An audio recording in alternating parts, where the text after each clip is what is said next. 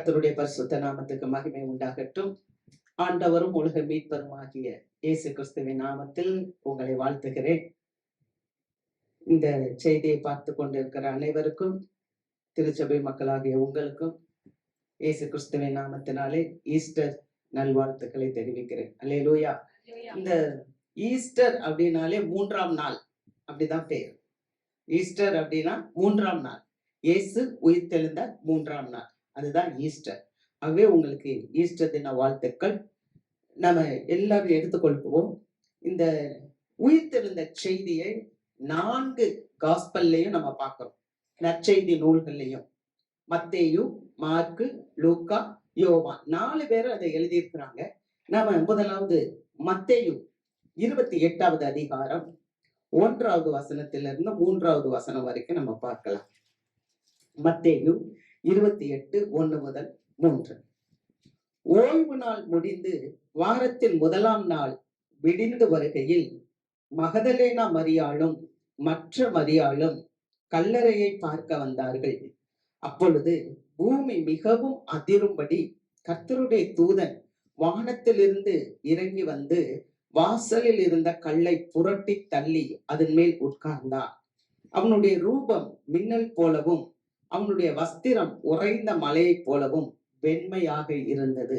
இந்த 3 காரியங்களை பார்க்கும்போது ஓய்வு நாள் முடிந்து அப்படின்னு பாக்குறோம். ஓய்வு நாள்னா அன்னைக்கு எல்லாரும் சபத் டே, அந்த சனிக்கிழமையை தான் அவங்க ஆசரித்து வந்தாங்க. சனிக்கிழமை தான் திருச்சபைக்கு போறது வழக்கம். அப்ப அவங்களுடைய ஓய்வு நாள் முடிஞ்சு மறுநாள் வாரத்தின் முதல் நாள்ல அதிகாலையில அங்க பார்க்கிறோம், மரியாளும் மகதலேனா மரியாளும் மற்ற மரியாளும் கல்லறையில வர்றாங்க. இந்த சம்பவத்தை பார்க்கும்போது மத்தேயு புஸ்தகத்துல 2 பேரை குறிச்சு சொல்லியிருக்கு. மார்த்தா, மன்னிக்கணும், மரியாள்கள், 2 மரியாள்கள். ஆனா நீங்க லூக்கா புஸ்தகத்துல பார்க்கும்போது சில பேர் என்று சொல்லப்பட்டிருக்கிறது. மார்க்ல 3 பேர் பத்தி சொல்லப்பட்டிருக்கிறது. யோவான் புஸ்தகத்துல வெறும் மகதலேனா மரியாளை மாத்திரம் சொல்லப்பட்டிருக்கிறது. ஹல்லேலூயா. அப்ப இதெல்லாம் சம்பவங்கள் ஒவ்வொருத்தரும் பார்க்கிறத அப்படியே எழுதுறாங்க. அவங்க சம்பவங்கள் ஒன்றுதான், நிகழ்ந்ததுதான், ஆனா அவங்களுடைய பார்வையில அப்படி எழுதுறாங்க. ஆமென், அல்லேலூயா. ஆக அதிகாலையில இந்த 3 ஸ்திரீகள் அவங்க வந்து அங்க பார்க்கும்போது திடீரென்று வானத்திலிருந்து ஒரு தூதன் இறங்கி வந்து அந்த கல்லை புரட்டி போட்டு அது மேல ஏறி உட்கார்ந்துகிட்டு அவர் சொல்றாங்க, நீங்க பயப்படாதீங்க, நீங்க ஆண்டவரை தேடுறீங்க, அவர் இங்க இல்லை என்று சொல்றாங்க. அல்லேலூயா. அந்த தேவதூதன் வந்து என்ன சொல்றாரு அப்படின்னா, ஒரு மெசேஜ கொண்டு வர்றாரு. கல்லறையில காஸ்பல் சொல்றாங்க. கர்த்தருக்கு மகிமை, ஹல்லேலூயா. கல்லறையிலையும் நற்செய்தி வருது பாருங்க. ஆண்டவருடைய நற்செய்தி எல்லா இடத்துலயும் இருக்கு. கர்த்தருக்கு ஸ்தோத்திரம். இந்த ஸ்திரீகள் வர்றாங்க, வந்த உடனே அந்த தூதனை பாக்குறாங்க. அவங்களுடைய வஸ்திரம் எல்லாம் உறைந்த மலையை போல வெண்மையா இருக்கு, மின்னல் போல இருக்கு. இதெல்லாம் பார்த்த உடனே ஸ்திரீகள் பயந்து கொண்டு இருக்கிறாங்க.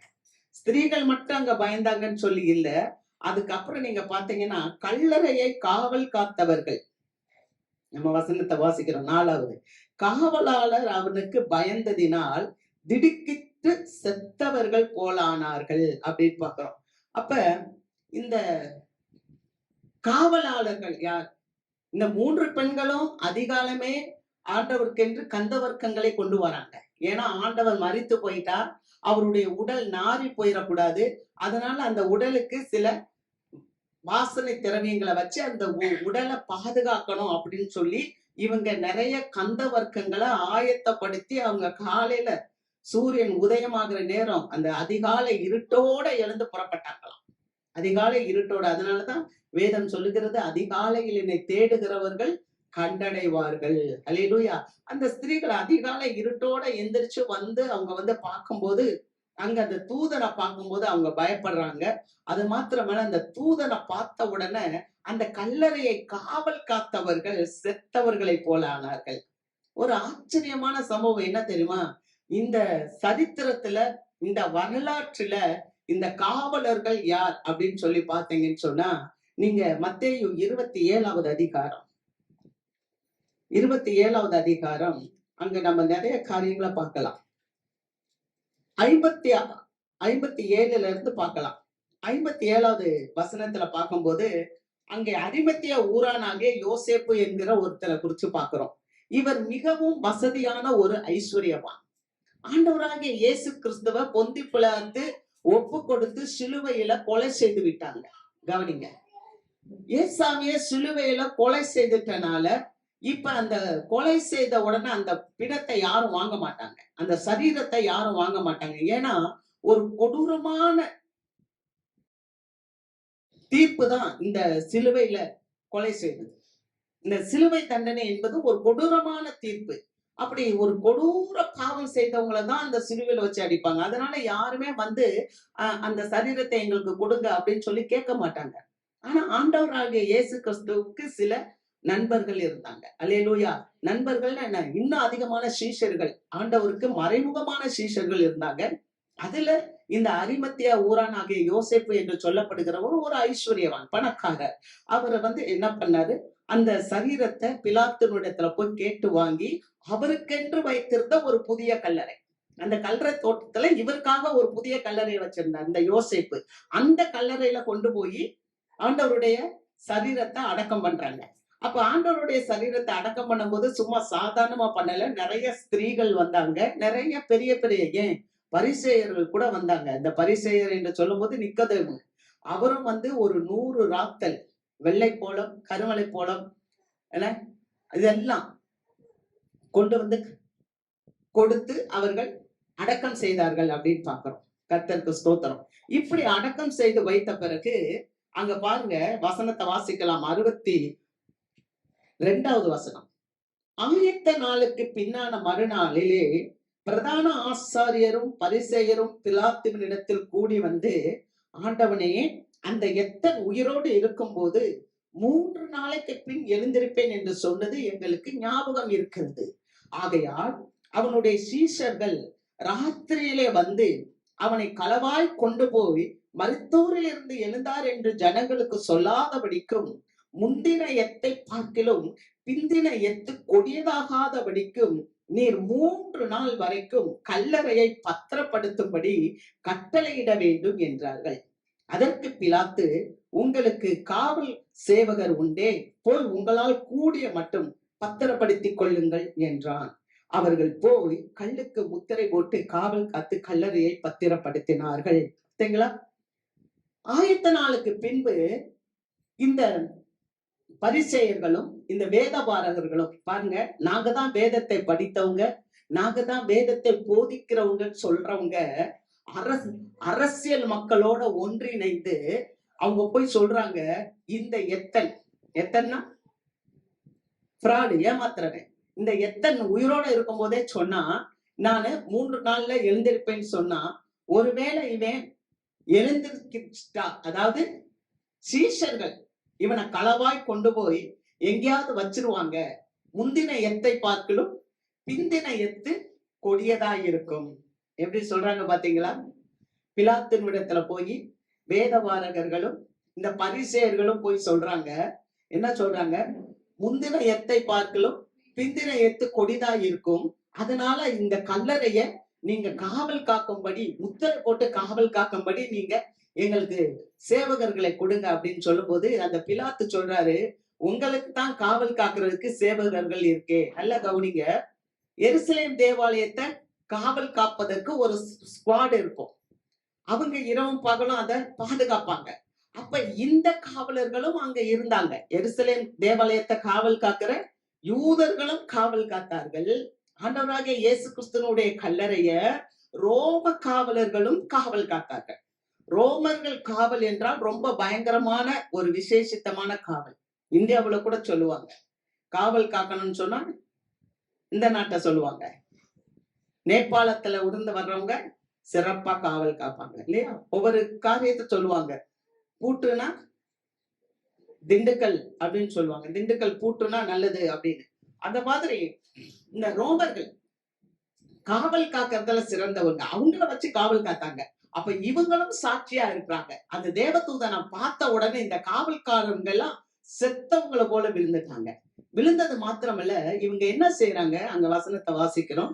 28வது அதிகாரம் மத்தேயு 28. நீங்க பாருங்க, உங்களுக்கு நிறைய காரியங்கள் விளங்கும்.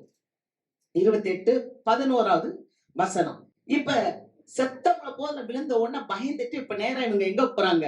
காவல் சேவகரில் சிலர் நகரத்துக்குள்ளே வந்து நடந்த யாவற்றையும் பிரதான ஆசாரியனுக்கு அறிவித்தார்கள்.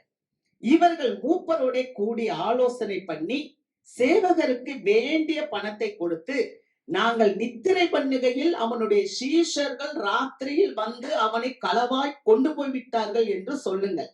இது தேசாதிபதிக்கு கேள்வியானால் நாங்கள் அவரை சம்மதப்படுத்தி உங்களை தப்புவிப்போம் என்றார்கள். அவர்கள் பணத்தை வாங்கிக் கொண்டு தங்களுக்கு போதிக்கப்பட்டபடியே செய்தார்கள்.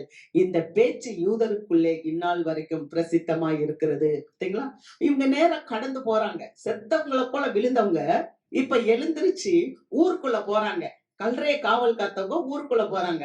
ஊருக்குள்ள போய் பிரதான ஆசாரியரிடத்துல சொல்றாங்க, இந்த மாதிரி தேவதூதன் வந்தான், கல்லறை புரட்டி போட்டான், கல்லறையின் முன்னால இருந்த கல்ல புரட்டி போட்டான் அப்படின்லாம் சொல்லும் போது பிரதான ஆசாரியன் என்ன பண்றாரு? அங்க இருக்கிற அந்த மூப்பர்கள், அந்த பரிசேயர்கள் எல்லாத்தையும் கூடி ஆலோசனை பண்ணிட்டு என்ன சொல்றாரு? ஒரு லஞ்சம் பணத்தை தூக்கி அந்த காவலாளிகள் கையில கொடுத்துட்டு அவர் சொல்றாரு, இந்த சரீரத்தை அவருடைய சீஷர்கள் வந்து களவாய் எடுத்துக்கொண்டு போய்விட்டார்கள், திருடி கொண்டு போய்விட்டார்கள் என்று சொல்லுங்க. இந்த பணத்தை நீங்க வச்சுக்கோங்க. ஒருவேளை இது தேசாதிபதிக்கு தெரிய வந்தால், பிலாத்துவுக்கு தெரிய வந்தால், அல்லது வேற யாருக்காவது தெரிய வந்தால் நாங்க அதை சமாளிச்சுக்கிறோம். அதேங்களா? இயேசுவானவர் உயிரோட எந்திரிச்சா. இயேசுவானவர் ஒரு தீர்க்கதரிசி. இயேசுவானவர் உலகத்துக்கு வர வேண்டும், உலக மக்களுடைய பாவங்களுக்காக அவர் தன்னுடைய ஜீவனை கொடுக்க வேண்டும், 3ஆம் நாள் உயிரோட எழும்ப வேண்டும் என்பது அவருடைய திட்டம். இது பிதாவுடைய திட்டம். ஆனா மனுஷன் அதை முறியடிக்க பார்க்கிறான். என்ன பண்றான்? இயேசுவானவர் எழுந்திருக்கவில்லை, சீஷர்கள் திருடிட்டு போயிட்டாங்கன்னு சொல்லுங்க அப்படின்னு சொல்லி லஞ்சத்தை கொடுக்குறாங்க. ஆனா இதுவும் செல்லுபடி இல்லாமல் போயிருச்சு. அல்லேலூயா. வசனத்துல இருக்கு இல்லையா? மறைக்கக்கூடிய மறைபொருளும் இல்லை, வெளிவராத அந்தரங்கமும் இல்லை. அல்லேலூயா. நம்ம எதெல்லாம் மறைச்சு செய்யறோமோ அதெல்லாம் ஒரு நாள் வெளிச்சத்துக்கு வரும். அல்லேலூயா. ஆகவேதான் இங்க இத மறைவா செய்யணும், களவாண்டு போயிட்டாங்கன்னு சொல்லுங்கன்னு சொன்னாங்க. ஆனால் அது நிலை பெறவில்லை. கர்த்தருக்கு மகிமை, ஸ்தோத்திரம். அப்ப எத்தனையோ திட்டங்கள் இயேசுவினுடைய உயிர்ப்பை மறைப்பதற்கு இந்த சமூகத்துல எவ்வளவோ திட்டங்கள் தீட்டினார்கள். அரசியல் தலைவர்கள் திட்டங்கள் தீட்டினார்கள். ஆனாலும் தேவனுடைய திட்டமே நிலைத்திருக்கிறது. அல்லேலூயா. கர்த்தருக்கு மகிமை. அடுத்த வசனத்தை வாசிக்கலாம். 28:6 வசனம். அவர் இங்கே இல்லை, தாம் சொன்னபடியே உயிர்த்தெழுந்தார். கர்த்தரை வைத்த இடத்தை வந்து பாருங்கள். அல்லேலூயா. கர்த்தரை வைத்த இடத்தை நீங்கள் வந்து பாருங்கள். 28:5. தூதன் அந்த ஸ்திரீகளை நோக்கி, நீங்கள் பயப்படாதீங்க, சிலுவையில் அறையப்பட்ட இயேசுவை தேடுகிறீர்கள் என்று அறிவேன். அப்ப தூதனுக்கு தெரியுது, இந்த ஸ்திரீகள் இயேசுவை தேடி வந்தாங்க. இதையேதான் மார்க்கும் சொல்றாரு. சிலுவையில் அறையப்பட்ட இயேசுவை தேடுறீங்க, ஆனா அவர் இங்கே இல்லை. அங்க லூக்கால வாசிக்கிறோம் 24:5. பிரகாசமுள்ள வஸ்திரம் தரித்த 2 பேர் அவர்களை நோக்கி, உயிரோடு இருக்கிறவரை நீங்கள் மரித்தோர் இடத்தில் தேடுகிறது என்ன? அல்லேலூயா. அங்க 2 தூதன். அத பத்தி லூக்கா எழுதுறார். எல்லா நற்செய்தி நூல்கள்லயுமே இந்த உயிர்த்தெழுந்த செய்தி இருக்கிறது. நல்ல கவனிங்க. இந்த கால வேளையில ஒரு உற்சாகத்தோட பாருங்க. எல்லா இடத்துலயுமே ஆண்டவர் சொல்லுகிறார். பரிசுத்த ஆவியானவர் பதிவு செய்து வச்சிருக்கா. உயிரோடு இருக்கிறவரை மரித்தோர் இடத்தில் தேடுகிறது என்ன? உயிருள்ள ஜனங்கள் மரித்தவர்கள் மத்தியில வாழ முடியாது. ஆமென். அல்லேலூயா.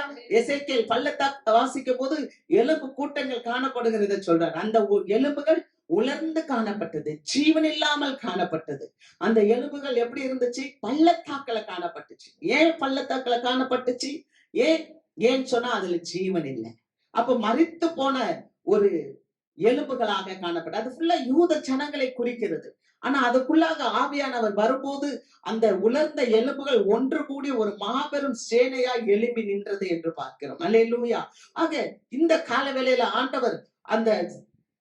ஆண்டவருடைய தூதன் அந்த ஸ்திரீகளை பார்த்து சொன்னார், உயிரோடு இருக்கிறவரை நீங்கள் மரித்தோரிடத்தில் தேடுகிறது என்ன?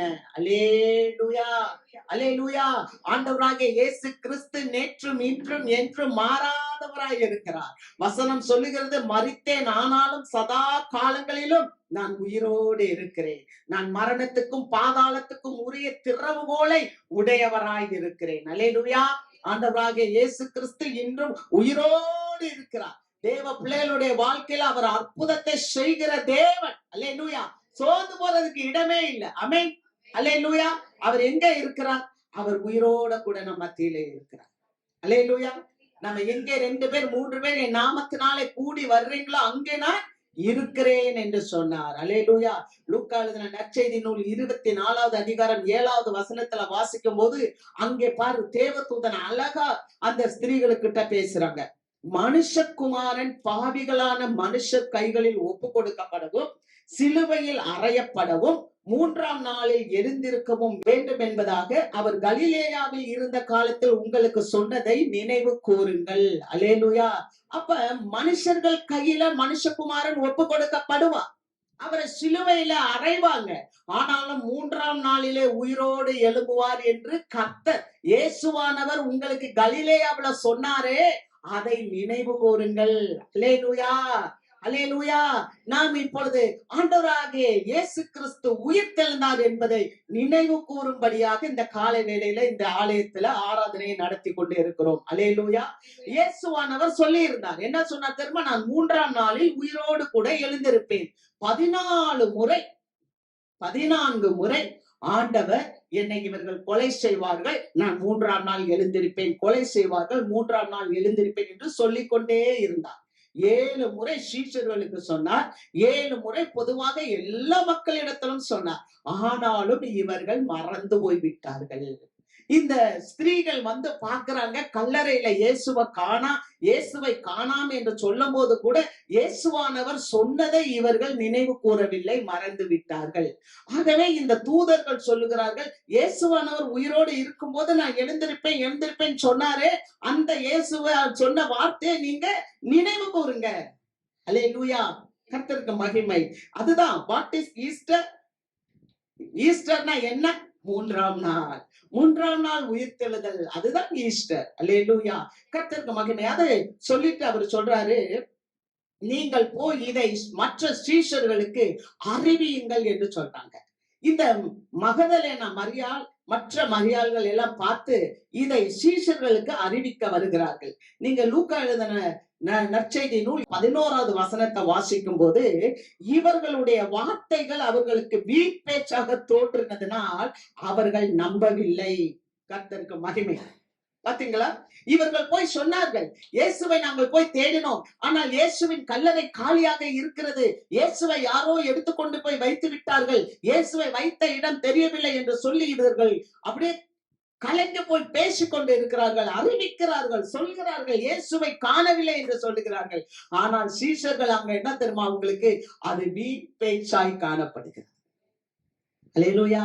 நம்முடைய வாழ்க்கையில நம்முடைய நிலைமை என்ன என்பதை கூட இந்த நேரத்துல நம்ம ஆராய வேண்டும். அநேக நேரங்கள்ல இயேசு உயிரோடு இருக்கிறார், உன் வாழ்க்கையை வளமாக்குவார், உன் வாழ்க்கையை செழிப்பாக்குவார், உன் வாழ்க்கைக்கு இயேசுவானவர் போதும் என்று சொல்லும் போது அநேக நேரங்களை நாமும் அந்த வார்த்தையை கேட்கறதுக்கு மனதில்லை. காரணம் என்ன தெரியுமா? இந்த உலகத்தின் அழுத்தங்கள், இந்த உலக காரியங்கள் நம்மை அழுத்தி கொண்டு இருக்கும் போது தேவனுடைய வார்த்தையை கேட்கும் போது, இயேசு உயிர்த்தெழுந்தார், மீட்பர் உயிரோடு இருக்கிறார் என்று சொல்லும் போது அது அநேகருக்கு வீண் வார்த்தைகளை காணப்படுகிறது. ஆனாலும் பேதுரு மூத்த சீஷன் எழுந்து வேகமாக அவர் கல்லறை இடத்திலே போகிறார். எப்படி தெரியுமா? அவர் விசுவாசத்தோடு போகவில்லை. அவர் என்ன நேர்ந்தது, அந்த சம்பவம் என்ன என்று பார்க்கும்படியாகத்தான் அவர் அங்கே போனார். அங்கே போய் பார்க்கும்போது அங்க என்ன இல்லை அப்படின்னு சொன்னா, கல்லறை திறந்து காணப்படுகிறது. அங்கே இந்த கல்லறையில ஓடும் போது 2 பேர் ஓடுகிறாங்க. ஒருத்தர் யோவான் கொஞ்சம் வயசுல சின்னவரா இருக்கனால கொஞ்சம் வேகமா ஓடி போறாரு. ஓடி போய் அங்க நிக்கிறாரு, ஆனா உள்ள போகல. மூத்த சீஷன் பேதுரு பின்னால ஓடி வராரு. ஓடி வரும்போது கல்லறை காலியா இருக்கு. பேதுரு உள்ள போய் பாக்குறாரு. உள்ள போய் பார்த்தா ஒரு துணி, அந்த பிரேதத்தை சுற்றி இருந்த இயேசு கிறிஸ்துவனுடைய சரீரத்தை சுற்றி இருந்த ஒரு துணி அப்படியே மடித்து கால் மாட்டுல இருக்கு, இன்னொரு துணி அப்படியே மடிச்சு தலைமாட்டுல இருக்கு. 2 துணிகளும் அப்படியே இருக்கிறது கல்லறைக்குள்ள. சாட்சியா இருக்க வேண்டிய சீஷர்கள், இயேசு உயிரோடு கூட நான் எழும்புவேன் என்று சொன்ன அந்த வார்த்தையை சீஷர்கள் மறந்து விட்டார்கள். ஆனால் அங்கே சாட்சியாக 2 வஸ்திரங்கள் காணப்படுகிறது. அல்லேலூயா. அந்த துணி எப்படி இருக்கு? ஒருவேளை திருடர்கள் தூக்கிட்டு போனா துணியோட தூக்கிட்டு போகணும், அல்லது அந்த துணி அலங்கோலமாக காணப்பட வேண்டும். ஆனா அலங்கோலமாக அல்ல, அது ரொம்ப அழகாக மடித்து நீட்டா அந்த சீலை, சரீரத்தை பிரேதத்தை சுற்றுகிற அந்த சீலை, அந்த பிரேதத்தை சுற்றுகிற அந்த சீலை, அந்த சரீரத்தை, இயேசு கிறிஸ்துனுடைய சரீரத்தை அவர் ஒரு மெல்லிய துணியினால சுற்றி கொண்டு போய் வச்சாருன்னு சொல்லி வாசிக்கிறோம். அரிமத்திய ஊரானாகிய யோசேப் அந்த துணியை அவர் மடித்து கால் மாட்டுல வச்சிருக்கிறாரு, இன்னொரு துணியை மடித்து தலைமாட்டுல வச்சிருக்கிறாரு. அவர் சொன்னபடியே உயிர் தெழுந்தார். அல்லேலூயா. ஆண்டவராகிய இயேசு கிறிஸ்து சொன்னபடியே உயிர் தெழுந்தார். இப்பொழுது மகதலேனா மரியாள் போய் எல்லாத்தையும் சொல்றாங்க. அதே மாதிரி இந்த சீஷர்கள் போய் பார்த்தாங்க. பார்த்துட்டு வந்து திரும்ப பேதுரு அந்த இடத்துல வீட்டுக்கே வந்துட்டார்.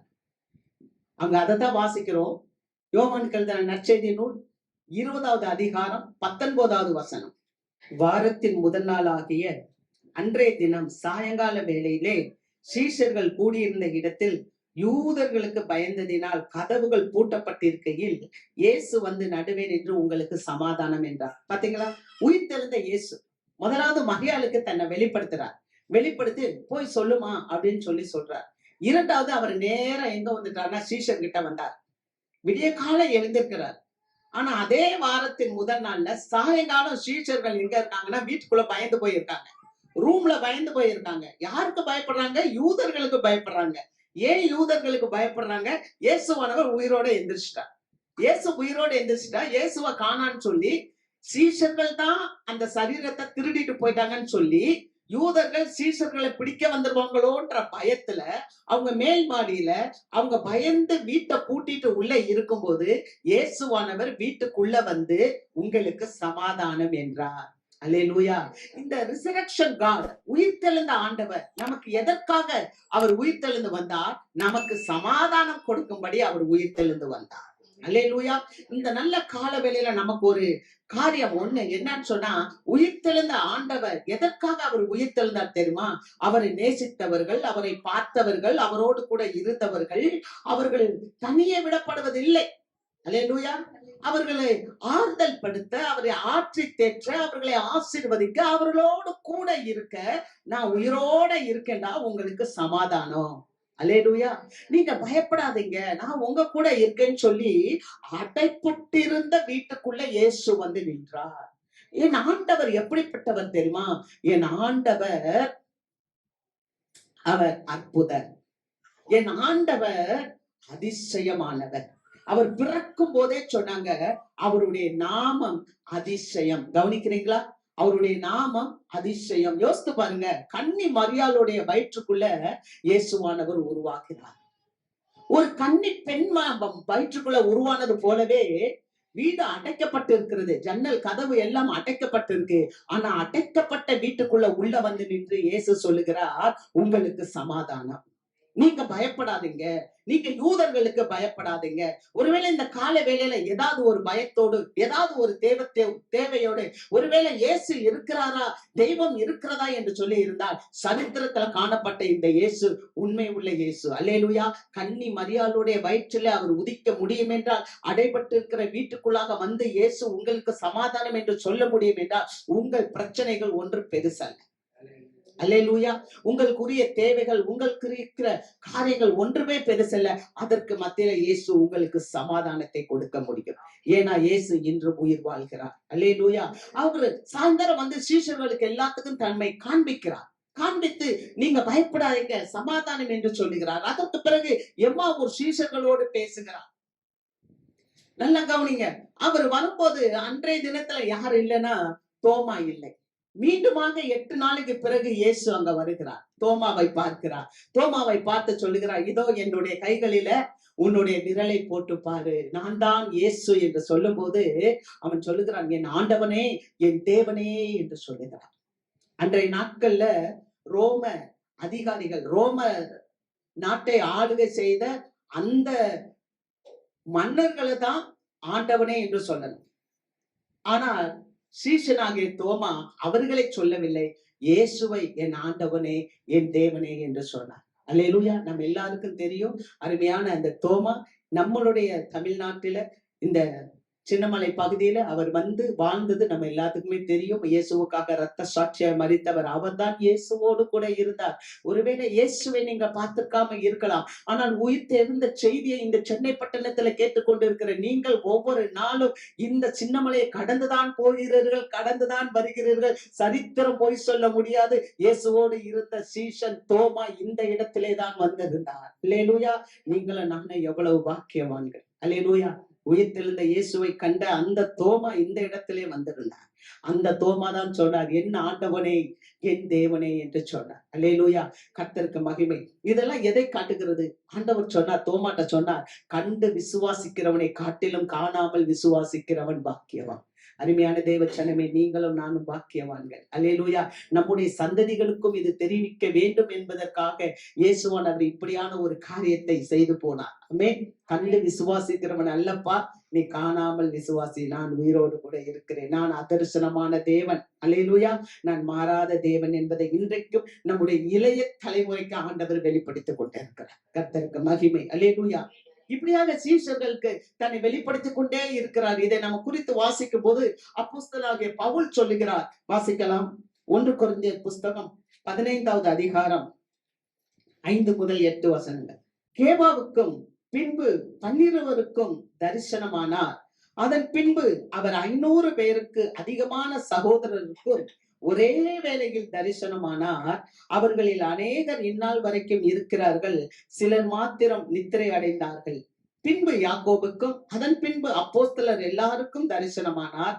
எல்லாருக்கும் பின்பு அகால பிறவி போன்ற எனக்கும் தரிசனமானார். அல்லேலூயா. பவுலடியார் இந்த கொரிந்திய சபைக்கு அவர் எழுதுகிற நிருபத்துல சொல்லுகிறார், அவர் சீஷர்களுக்கு தரிசனமானார், அவர் யாக்கோபுக்கு, அப்போஸ்தலர்கள் எல்லாருக்கும் அவர் தரிசனமானார். எல்லாத்துக்கும் மேல 500 பேர்களுக்கு முன்பாக அவர் தரிசனமானார். அதற்கப்புறம் அகால பிறவி ஆகிய எனக்கும் அவர் தரிசனமானார். அல்லேலூயா. ஆண்டவராகிய இயேசு கிறிஸ்து உயிரோட இருக்கிறார் என்பதெல்லாம் சந்தேகமே இல்லை. எத்தனையோ வரலாற்று மனிதர்கள் அதை மாற்ற வேண்டும் என்று நினைத்தாலும் அது கூடாமல் போயிற்று. ஏனால் சத்தியம் ஒரு நாளும் பொய் சொல்லாது. ஏன்னா அவர் சொன்னார், நானே வழியும் சத்தியமும் ஜீவனுமாக இருக்கிறேன். அல்லேலூயா. ஆக இயேசுவானவர் உயிரோடு கூட இருக்கிறார். ஆமென். இந்த இயேசுவானவர் உயிரோடு இருக்கிறத பவுலடியார் இன்னொரு காரியத்துல அவர் விவரிக்கிறார். அதே வசனம் 1 கொரிந்தியர் 15வது அதிகாரத்துல 17வது வசனத்துல அவர் சொல்றார், கிறிஸ்து எழுந்திராவிட்டால் உங்கள் விசுவாசம் வீணாயிருக்கும், நீங்கள் இன்னும் உங்கள் பாவங்களில் இருப்பீர்கள். பாத்தீங்களா? அப்ப இயேசுவானவர் எதுக்கு உயிரோட கூட எழும்ப வேணும்? இயேசுவானவர் உயிரோட எழும்புறதே நான் பாவத்திலிருந்து விடுதலையாக்கப்படலாம். அல்லேலூயா. ஆக இயேசுவானவர் எழும்பாவிட்டால் என்னுடைய விசுவாசம் வீணா இருக்கும். ஆக என்னுடைய விசுவாசம் இப்பொழுது உறுதிப்படுத்தி விட்டது. காரணம், இயேசு இன்றைக்கு உயிரோடு இருக்கிறார். என்னை ஒருவேளை என்னுடைய தாய் விசாரிக்காமல் போகலாம், என் தகப்பன் விசாரிக்காமல் போகலாம், என் உற்றார் உறவினர்கள் விசாரிக்காமல் போகலாம், என் உடன் பிறந்தவர் விசாரிக்காமல் போகலாம். ஆனால் எனக்காக மரித்து உயிர் தெழுந்த இயேசு எனக்காக அவர் இன்றைக்கு உயிர் வாழ்ந்து கொண்டிருக்கிறார். அவர் என்னை விசாரிக்கிறவர். அல்லேலூயா. அவர் உயிரோடு இருக்கிறார் என்பதை விசுவாசிக்காவிட்டால் நான் எப்பொழுதோ நான் எப்படி இருந்திருப்பேன்? பாவத்திலே போய் இருந்திருப்பேன். அல்லேலூயா. அவர் உயிரோடு இருக்கிறார். எனக்காக அவர் யாவையும் செய்து முடிப்பார். அதனாலதான் 19வது வசனத்தில் அவர் சொல்லுகிறார், இம்மைக்காக மாத்திரம் நாம் கிறிஸ்துவின் மேல் நம்பிக்கை உள்ளவர்களாய் இருந்தால் எல்லா மனுஷரை பார்க்கிலும் பரிதவிக்கப்பட்டவர்களாய் இருப்போம். கிறிஸ்துவோ மரித்தோரில் இருந்து எழுந்து நித்திரை அடைந்தவர்களில் முதற் பலனானார். நல்ல கவனிங்க. இங்க ஒரு சத்தியத்தை பவுல் சொல்லுகிறார். கிறிஸ்து உயிரோட எழுந்தார். கிறிஸ்து உயிரோட எழுந்தால் கிறிஸ்துவை விசுவாசிக்கிற நீங்களும் நானும் உயிரோட எழுந்திருப்போம். அல்லேலூயா. அதற்கு அவர் எப்படி ஆயிட்டாரா? சபைக்கு முதற் பலனானார்.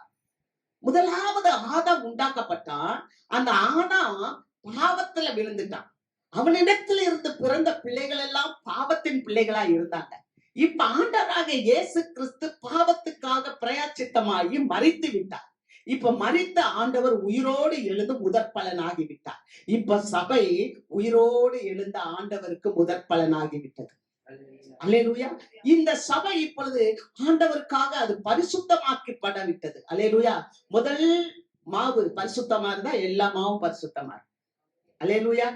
வேர் பரிசுத்தமா இருந்தா கிளைகளும் பரிசுத்தமாக இருக்கும். அப்ப ஆண்டவராக இயேசு கிறிஸ்து பரிசுத்தமா இருக்கிறதுனால அவருடைய சபையும் பரிசுத்தமா இருக்கிறது.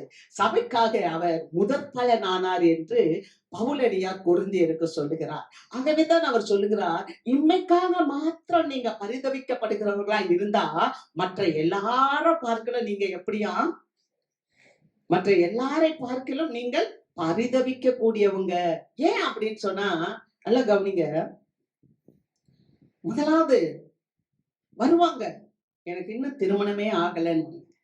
திருமணம் ஆகணும் அப்படின்னு சொல்லும் போது திருமணம் ஆயிரும். திருமணம் ஆயிடுச்சுன்னா ஒண்ணு மனைவி பின்னால போயிடுறது, இல்லாட்டினா புருஷன் பின்னால போயிடுறது. அதுக்கப்புறம் எனக்கு ஒரு குழந்தை வேணும்னு கேட்பாங்க. குழந்தைய கொடுத்துட்டா குழந்தை மட்டும்தான் அவங்களுக்கு தெய்வமா தெரியும். ஆண்டவர் அவங்களுக்கு தெய்வமா தெரியாது, குழந்தை போதும். அதுக்கப்புறம் அவங்களுக்கு ஒரு வேலை வேணும்னு கேட்பாங்க. வேலையை வாங்கி கொடுத்துட்டா எனக்கு வேலை மட்டுமே போதும்வாங்க. அதனாலதான் இந்த பவுல் சொல்றாரு, இம்மைக்காக மாத்திரம் நீங்க கிறிஸ்துவின் மேல் நம்பிக்கை உள்ளவர்களாக இருந்தால் இந்த உலகமே போதும், இந்த உலக காரியமே போதும் நீங்க நம்பிக்கை உள்ளவர்களா இருந்தால், இந்த கிறிஸ்துவ அறியாத மற்ற எல்லா மக்களை பார்க்கலாம் இந்த முதற் பலனான சபையானது பரிதவிக்க கூடியதா இருக்குமா. ஏன்னு சொன்னா இது எல்லாத்தையும் பார்க்கலாம் ஒரு நித்தியத்தை தேவன் உங்களுக்காக எனக்காக வைத்திருக்கிறார். அல்லேலூயா.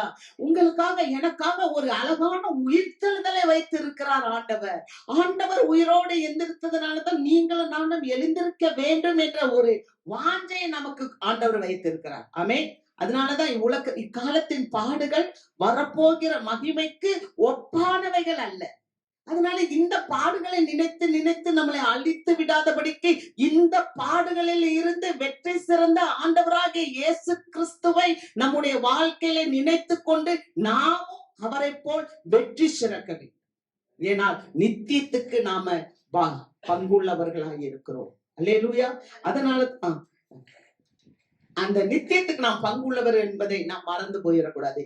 அகால பிறவியா இருந்த அந்த பவுல் மாத்திரம் இல்ல, இப்ப இயேசுவோடு கூட இருந்தாங்க முதல் சீஷன் இப்பொழுது சாட்சி சொல்லுகிறார்.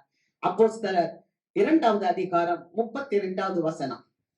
இந்த இயேசுவை தேவன் எழுப்பினார், அதற்கு நாங்கள் எல்லாரும் சாட்சிகள். எந்த இயேசுவை தேவன் எழுப்பினார்? அவர் குற்றுயிராய் குலை உயிராய் தொங்கிக் கொண்டிருந்தார். அவரை பார்க்கும் போது அவருக்கு விரும்பத்தக்க ரூபம் இல்லை. அவர் அசட்டை பண்ணப்பட்டவராய் இருந்தார். அவர் அந்த கேடுற்று இருந்தார். அவருக்கு சௌந்தரியம் இல்லை, அவருக்கு அழகு இல்லை. அங்க நீங்க 22வது சங்கீதத்தை வாசிப்பீங்கன்னா அவருடைய பெலன் ஓட்டை போல அப்படியே உடைந்து போய் காணப்பட்டது. அவருடைய எலும்புகள் எல்லாம் என்ன கூடும் அளவுக்கு இருக்கிறது. அவருடைய சரீரம் எல்லாம் சிதைக்கப்பட்டு ரத்தம் அப்படியே வழிந்து கொண்டு இருக்கிறது. அப்படிப்பட்ட ஒரு கொடூரமான சூழ்நிலையில இருந்த அந்த இயேசுவை அவர் சொல்லுகிறார், அந்த இயேசுவை தேவன் எழுப்பினார், அதற்கு நாங்கள் எல்லாம் சாட்சிகள். அல்லேலூயா. கர்த்தருக்கு மகிமை. அப்போஸ்தலர் 3வது அதிகாரம், அப்போஸ்தலர் 3:14. பரிசுத்தமும் நீதியும் உள்ளவரை நீங்கள் மறுதலித்து கொலை பாதகனை உங்களுக்காக விடுதலை பண்ண வேண்டும் என்று கேட்டு ஜீவாதிபதியை கொலை செய்தீர்கள். அவரை தேவன் மரித்தோரிலிருந்து எழுப்பினார், அதற்கு நாங்கள் சாட்சிகளாய் இருக்கிறோம். அல்லேலூயா. அங்க சொல்லுகிறார், இந்த பேதுரு இப்போது சாட்சி கொடுக்கிறார். ஒரு வஸ்திரத்தை பார்த்தார், ஆண்டவருடைய வஸ்திரம் அவருக்கு சாட்சி சொன்னது. இயேசு உயிரோடு எழுந்து விட்டார். காலியான கல்லறை அவருக்கு சாட்சி கொடுத்தது. இயேசு உயிரோடு எழுந்து விட்டார். இப்போது முதல் சீசன் ஆயிடுச்சே, அவர் இப்பொழுது சாட்சி கொடுக்கிறார். எங்க? யூத மக்களுக்கு முன்பதாக நின்று சொல்லுகிறார். என்ன சொல்லுகிறார் தெரியுமா? பரிசுத்தமும் நீதியும் உள்ளவரை நீங்கள் மறுதலித்தீங்க. யாரு? எந்த மக்கள் அங்க இயேசுவை கொலை செய்தார்களோ அவர்களை பார்த்து பேசுறார். எவ்வளவு ஒரு தைரியம் வந்தது! இயேசுவினுடைய ஆவி இவர்களுக்குள் வந்தது. அதுதான் the power of resurrection. அல்லேலூயா. உயிர்த்தெழுந்த வல்லமை எது? உயிர்த்தெழுந்த வல்லமை, இயேசுவினுடைய உயிர்த்தெழுந்த வல்லமை சீஷர்களிடத்தில் வந்ததுனால இப்ப சீஷர்கள் பயந்து போய் இருந்தவன் இயேசுவை பார்த்த உடனே நேரா போய் சாட்சி சொல்றான். நீதி உள்ளவர், பரிசுத்தம் உள்ளவர், அவரை நீங்க கொலை செய்தீங்க. கொலை பாதகனை நீங்கள் விடுதலையாக்கினீர்கள். பரபாஸ் ஒரு கொலைகாரன், ஒரு திருடன், ஒரு ஜெயில இருந்தவன், அவனை நீங்க விடுதலை பண்ணினீர்கள். எவ்வளவு அழகா சொல்றேன். உயிர்த்தெழுந்த இயேசுவை பார்த்த உடனே ஒரு வல்லமை. அல்லேலூயா. நம்முடைய வாழ்க்கையில உயிர்த்தெழுந்த இயேசுவை நம்ம பார்க்கும்போது நமக்கு ஒரு வல்லமை வரும். ஒரு சின்ன காரியமா இருந்தாலும் என் இயேசு உயிரோடு இருக்கிறார், என் மீட்பர் உயிரோடு இருக்கிறார். அதைதான் யோபு சொன்னார். தன் வாழ்க்கையில எவ்வளவோ கஷ்டங்கள், துன்பங்களை அந்த நீதிமான் அனுபவித்த போதும் கூட அவர் சொன்ன ஒரு வார்த்தை, என் மீட்பர் உயிரோடு இருக்கிறார், அவர் என்னை கடைசி நாளிலே எழுப்புவார். அல்லேலூயா. கர்த்தருக்கு மகிமை. அங்க பார்க்கிறோம், ஜீவாதிபதியை கொலை செய்தீர்கள். ஜீவாதிபதி, ஜீவனுக்கு அதிபதி, அவர்தான் ஜீவன் கொடுக்கிறவர், அவர்தான் வாழ்வு கொடுக்கிறவர், அவர்தான் நமக்கு நம்பிக்கை அளிக்கிறவர், அவர்தான் நமக்கு மீட்பு அளிக்கிறவர், அவர்தான் நமக்கு தைரியம் கொடுக்கிறவர். அந்த ஜீவாதிபதியை நீங்கள் கொலை செய்தீர்கள், அதற்கு நாங்கள் சாட்சிகளாய் இருக்கிறோம். சொல்லிட்டு என்ன சொல்றாரு பாருங்க, அப்போஸ்தலர் 3:16. அவருடைய நாமத்தை பற்றும் விசுவாசத்தினாலே, அவருடைய நாமமே நீங்கள் பார்த்து அறிந்திருக்கிற இவனை பலப்படுத்தினது. அவரால் உண்டாகிய விசுவாசமே உங்கள் எல்லாருக்கும் முன்பாக இந்த சர்வாங்க சுகத்தை இவனுக்கு கொடுத்தது. ஆண்டவர் உயிர்த்தெழுந்த ஆண்டவரா பார்த்துட்டாங்க. இப்ப காத்திருந்து ஆண்டவருடைய பரிசுத்தாவியை பெற்றுட்டாங்க. முதலாவது எந்த 2 பேர் கல்லறைக்கு ஓடி போனாங்களோ அந்த 2 பேர் இப்ப தேவாலயத்துக்கு போறாங்க. யாரு? பேதுருவும் யோவானும். போகும்போது வழியில ஒரு சப்பானிய பாக்குறாங்க. அவன் 40 வருஷமா சப்பானி, தாயின் வயிற்றுல இருந்து பிறந்ததுல இருந்தே சப்பானி. அவன் இந்த 2 பேரையும் பார்த்து ஒரு பிச்சை கேட்கிறான். நல்ல கவனிங்க. காலியான கல்லறைய போய் பார்த்தவங்க, இயேசு இல்லைன்னு உறுதிப்படுத்தி கொண்டவங்க, இயேசு உயிரோடு இருக்கிறார் என்றதை நம்பினவங்க, இப்ப இயேசுவோடைய செயல்பாடுகளை இவர்கள் செய்கிறார்கள். அந்த பிச்சைக்காரர் வாசல்ல உட்கார்ந்து ஏதாவது பிச்சை போடுங்க அப்படின்னு கேட்கும் போது, இந்த சீஷர்கள் அவங்கள்ட்ட சொல்றாங்க, என்கிட்ட வெள்ளி இல்ல, பொண்ணு இல்ல, நசரனாகிய இயேசு கிறிஸ்துவின் உயிர்த்தெழுந்த வல்லமை உள்ள நாமத்துல நீ எழுந்து நட என்று சொன்னாங்க. இந்த நாமத்தை விசுவாசித்த அவன் அப்படியே எழுந்து விட்டான். துள்ளுகிறான், குதிக்கிறான், ஓடுகிறான், தேவாலயத்துக்குள்ள போறான். நல்லா யோசித்து பாருங்க, 40 வருஷம் படுக்க, 40 வருஷம் உட்கார்ந்து அவன் நிலைமை பிச்சை எடுத்த நிலைமை, 40 வருஷம் அவனால நடக்க முடியாது. யாரோடையாவது உதவிகளை தான் வாங்கணும். யாராவது தூக்கி கொண்டு போய் அந்த அலங்கார வாசல்ல வச்சாதான். ஸ்தோத்திரம். யோசித்து பாருங்க. ஒருவேளை அப்படிப்பட்ட ஒரு சூழ்நிலை இந்த கால வேளையில நமக்கு இருக்குமானா, நம்முடைய தேவன் உயிரோடு இருக்கிறார். அல்லேலூயா. நம்முடைய தேவன் உயிரோடு இருக்கிறார். அங்க வசனத்தை வாசிக்கும் போது, நீங்கள் பார்த்து அறிந்திருக்கிற இவனை அவருடைய நாமமே பலப்படுத்தினதை நீங்க பாத்தீங்களே. 40 வருஷமா ஒரு மனுஷன் இந்த தேவாலயத்தின் வாசல்ல உட்கார்ந்து இருந்தானே, இவனை யார் சுகப்படுத்தினா? நாங்க சுகப்படுத்தல. எங்க சுய சக்தி இல்ல, எங்களுடைய சுய பலம் அல்ல, அந்த இயேசுவின் நாமமே அவனை சுகப்படுத்தினது. அல்லேலூயா, அல்லேலூயா. அந்த இயேசுவின் நாமம் அவனை சுகப்படுத்தினது என்பதை அந்த பவுல், அந்த பேதுரு அந்த இடத்துல சொல்லுகிறார். சொல்லிட்டு அவர் சொல்றாரு, அந்த வசனத்தை வாசிக்கும் போது, உங்கள் எல்லாருக்கும் முன்பாக இந்த சர்வாங்க சுகத்தை இவனுக்கு கொடுத்தது. சர்வாங்க சுகம். சர்வாங்க சுகம் என்றால் சர்வத்துக்கும், அது என்ன தேவையானாலும் சரி. மன கஷ்டமா, உங்களுக்கு வியாதியா, உங்களுக்கு பண கஷ்டமா, யோசித்து பாருங்க. இயேசுவானவர் எப்படி நம்ம பாடல்கள் எல்லாம் பாடும்போது டிவில பாக்குறோம். இயேசுவை காமிக்கும் போது அப்படி தலையில முள் முடியை வச்சுட்டு கண்ணு மூக்கு வாயெல்லாம் அப்படியே ரத்த ரத்தமா இருக்கு, கைகள் எல்லாம் சிதைக்கப்பட்டு இருக்கு, உடல் முழுவதும் அப்படியே ரத்தம். ஆனா எல்லாம் முடிஞ்சு போச்சு. வாரனால அடிச்சு அடிச்சு முதுகுல இருக்க சதையெல்லாம் பிஞ்சு வெறும் எலும்பு மட்டும்தான் இருக்குது. இப்படிப்பட்ட சூழ்நிலையில இருக்கிற இந்த ஆண்டவரை யாரு எழுப்புனா? இந்த மாதிரி அடி வாங்கி ரத்தமா இருந்து மரித்த இந்த இயேசுவை யார் எழுப்பினார்? அந்த பேதுரு சாட்சி கொடுக்கிறார். அப்போஸ்தலர் 2வது அதிகாரம் 24வது வசனத்துல, தேவன் அவருடைய மரண உபாதிகளின் கட்டை அவிழ்த்தி அவரை எழுப்பினார், அவர் மரணத்தினால் கட்டப்படக்கூடாது இருந்தது. அல்லேலூயா. அப்ப தேவன் அவரை எழுப்பினார். பிதாவாகிய தேவன் இயேசு கிறிஸ்துவ உயிரோடு கூட எழுப்பினார். அல்லேலூயா. ஆகவேதான் பவுலடியார் சொல்லுகிறார், ரோமருக்கு எழுதின நிருபம் 8வது அதிகாரம் 11வது வசனத்துல, ரோமர் 8:11, அன்றியும் இயேசுவை மரித்தோரில் இருந்து எழுப்பினவருடைய ஆவி உங்களில் வாசமாயிருந்தால், கிறிஸ்துவை மரித்தோரிலிருந்து எழுப்பினவர் உங்களில் வாசமாய் இருக்கிற தம்முடைய ஆவியினாலே சாவுக்கேதுவான உங்கள் சரீரங்களையும் உயிர்ப்பிப்பார். அல்லேலூயா, அல்லேலூயா. கிறிஸ்துவை மரித்தோரிலிருந்து எழுப்பின ஆவியானவர் உங்களில் வாசமாய் இருந்தால், கிறிஸ்துவை உயிரோடு எழுப்பின அந்த ஆவிதாமே சாவுக்கேதுவான உங்கள் சரீரங்களையும் உயிர்ப்பிக்கும். எத்தனை பேர் ஆமென் சொல்றீங்க? இந்த கால வேளையில இன்னைக்கு நம்ம வந்திருக்கிறதே ஒரு ரிசரக்ஷன் சண்டே, உயிர்த்தெழுந்த ஞாயிறு. அல்லேலூயா. இன்னைக்கு ஆண்டவர் நமக்கு ஒரு விசேஷித்த ஆசீர்வாதத்தை கொடுக்கிறார். எப்போதும் போல வாரம் வாரம் வந்து போற அந்த சர்வீஸ்ல இன்னைக்கு ஒரு ஸ்பெஷல் சர்வீஸ். அல்லேலூயா. சரீரம் என்றால் சரீரத்துல என்ன வரும்? பாடுகள் வரும், உபத்திரவங்கள் வரும், வியாதிகள் வரும். ஏன்னா இந்த சரீரமே சாவுக்கேதுவான சரீரம் என்று சொல்லப்பட்டிருக்கிறது. ஆனாலும் இந்த சாவுக்கேதுவான இந்த சரீரத்தை தேவன் உயிர்ப்பிப்பார். ஆமென். அல்லேலூயா, அல்லேலூயா. யாரோ உயிர்ப்பிக்கிறது அல்ல, அந்த தேவன் உயிர்ப்பிப்பார். ஏன்னா கிறிஸ்துவை மரணத்திலிருந்து உயிர்ப்பித்த ஆவியானவர், கிறிஸ்துவை மரணத்தில் இருந்த உயிர்ப்பித்த அந்த ஆவியானவர் கிறிஸ்துவுக்குள்ள வந்து இறங்கினது போல அந்த ஆவி இப்பொழுது எனக்குள்ள இருக்கிறதுனா, எனக்குள்ள இருக்கிற பலவீனங்கள், எனக்குள்ள இருக்கிற வியாதிகள், எனக்குள்ள இருக்கிற மன கஷ்டங்கள், எனக்குள்ள இருக்கிற மன கஷ்டங்கள், எனக்குள்ள இருக்கிற குழப்பங்கள் எல்லாவற்றிலும் இருந்து விடுதலை கொடுப்பதற்கு என் ஆண்டவராக இயேசு கிறிஸ்து உயிரோடு இருக்கிறார். இயேசுவை உயிரோடு கூட எழுப்பி இருக்க பண்ண முடியும் என்றால் அந்த இயேசு எனக்குள்ளாக வந்து என்னையும் அவர் உயிர்ப்பிப்பார். அதுதான் the power of resurrection. அல்லேலூயா.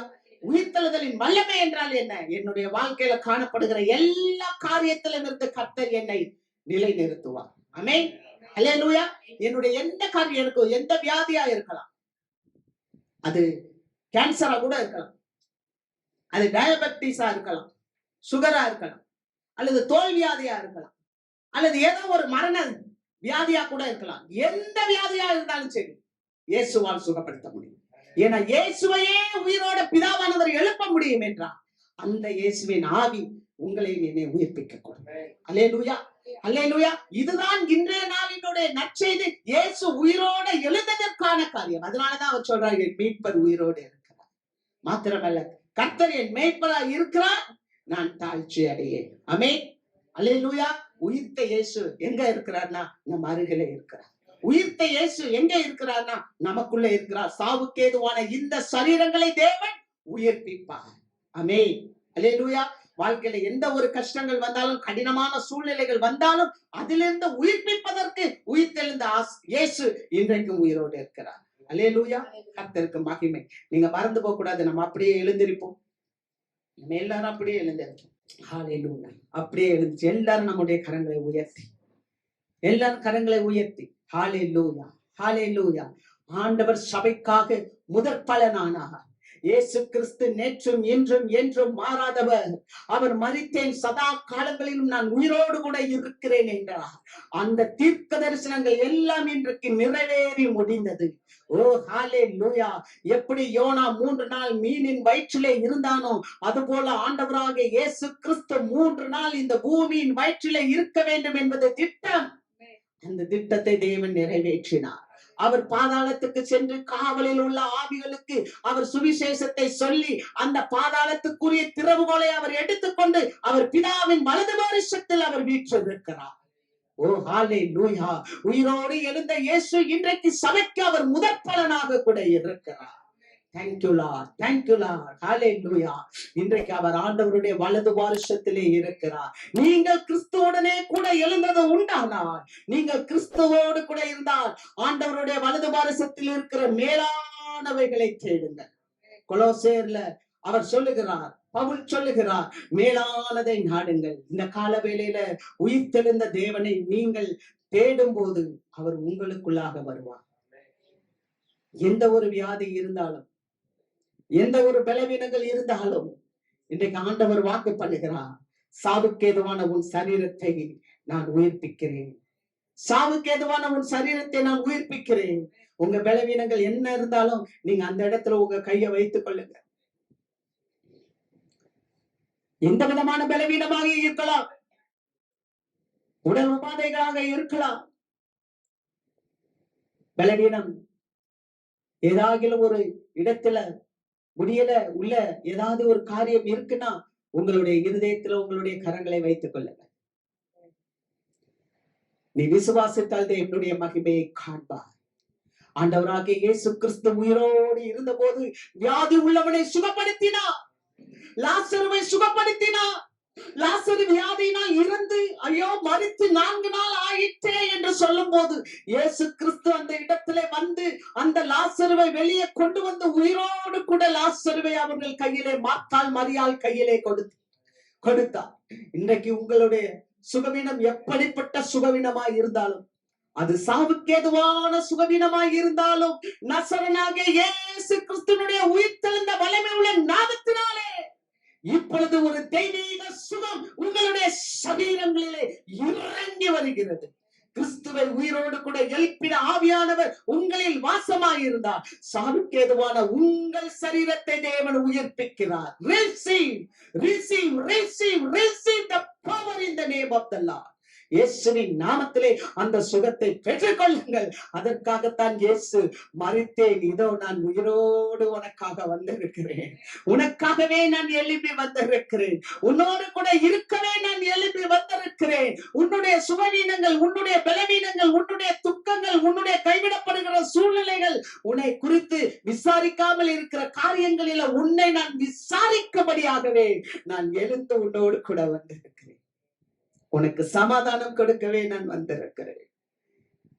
இந்த ரிசரக்ஷனுடைய, இந்த உயிர்த்தெழுதலுடைய வல்லமை என்ன? இயேசு உங்களுக்கு சமாதானத்தை கொடுக்கிறார். ஹல்லேலூயா. எல்லா பொருளாதார கஷ்டங்கள்ல இருந்து தேவன் உங்களுக்கு விடுதலை தருகிறார். பொருளாதார கஷ்டத்தினால கர்த்தரை மறுதலித்து விடாதீங்க. கர்த்தர் எப்படிப்பட்டவர் தெரியுமா? வெண்கல கதவுகளை உடைக்கிறவர், இருப்பு தாழ்பால்களை முறிக்கிறவர். அந்த காலத்தில் இருக்கிற பொக்கிஷங்களையும் அந்த ஒளிப்பீடத்தில் இருக்கிற புதையல்களையும் உனக்கு நான் தருவேன். கர்த்தர் உனக்குள்ளாக இருக்கிறார் மகனே, கர்த்தர் உனக்குள்ளாக இருக்கிறார் மகளே. இந்த இயேசுவை நீ மறுதலித்து விடாதே. அவர் உயிரோடு கூட இருக்கிறார். உன்னுடைய குறைவுகளை கர்த்தர் நிறைவாக்குவார். உன்னுடைய பண தேவைகளை கர்த்தர் சந்திப்பார். உன்னுடைய வியாதியை கர்த்தர் குணமாக்குவார். உன்னுடைய சமாதான கோச்சல்களை தேவன் மாற்றி உனக்கு சமாதானம் கொடுப்பார். நீ பயந்திருக்கிற காரியங்களிலே தேவன் உனக்கு ஒரு பலத்த தைரியத்தை கொடுத்து சமாதானத்தை உனக்கு கொடுக்கிறார். Thank you Jesus. Touch them everyone right now. Jesus, heal us Lord, heal us. Thank you Lord. Hallelujah. கர்த்தாவே உமக்கு நன்றி அப்பா, நன்றி அப்பா.